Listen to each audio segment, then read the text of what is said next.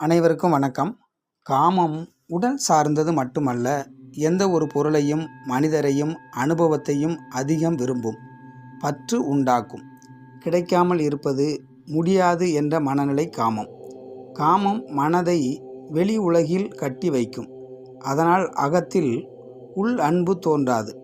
காமம் கெட்டவருக்கு ஒன்றுமில்லை, ஆசையை கடந்தவனுக்கு கலக்கமில்லை. காமத்தில் மூழ்கி உலகத்தை பார்க்கும்போது ஞானம் மறைந்து போகும். காமம் வெகுளியை உண்டு பண்ணும். காமம் நம்மளை கட்டுப்படுத்துகிறது. காமம் கோபம் கட்டுப்படுத்தாவிட்டால் ஆபத்தான நிலைகளை உருவாக்கும். வெகுளி என்பது கோபம். ஆசை நிறைவேறாத போது அல்லது எதிர்ப்பு வந்தால் அது கோபமாக மாறுகிறது. காமம் தடையானால் கோபம் உண்டாகும். காமம் என்ற ஆசைதான் மூலம், கோபம் அதன் விளைவு. விரும்பிய விஷயம் நடக்கவில்லை, மனம் எரிச்சலடையும், கோபம் உண்டாகும்.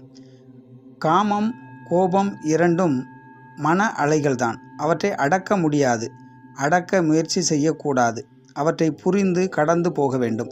காமம் ஆசை எழும்போது அதன் அவசியம் விளைவுகள் புரிந்தால் மனம் அமைதியாகிவிடும். காமமும் கோபமும் எதிரிகள் அல்ல, அவை அறியாத மனதின் விளைவுகள். அவற்றை கவனித்தால் உன்னை கட்டுப்படுத்துகிறது. நீ கவனிக்காமல் கடந்து போகலாம்.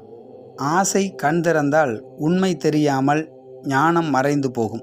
வெகுளி வந்தால் கண் மூடும், அறிவு இருந்தாலும் அழியும். கோபம் வந்தவுடன் அறிவு வேலை செய்யாது. மனிதனின் கண்களில் அகத்தில் உள்ள ஒளி பிரதிபலிக்கிறது. உன்னை அழிப்பது வெகுளி, எதிரி இல்லை, உன் உள்ளே இருக்கும் சக்தி. காமம் நடக்காத போது அதே காமம் வெகுளியாய் வெடிக்கும். கண்களில் தோன்றும் ஒளியை பார்த்தால் காமம் கரையும், வெகுளி அடங்கும். உங்கள் கோபத்திற்கு காரணம் யார் தெரியுமா? காமம்தான். உரிமை என்று நினைத்தால்தான் கோபம் வரும். கண்களில் தவம் செய்தால் காமம் கரையும், வெகுளி அடங்கும். அனைவருக்கும் வணக்கம். நன்றி. மீண்டும் சந்திப்போம்.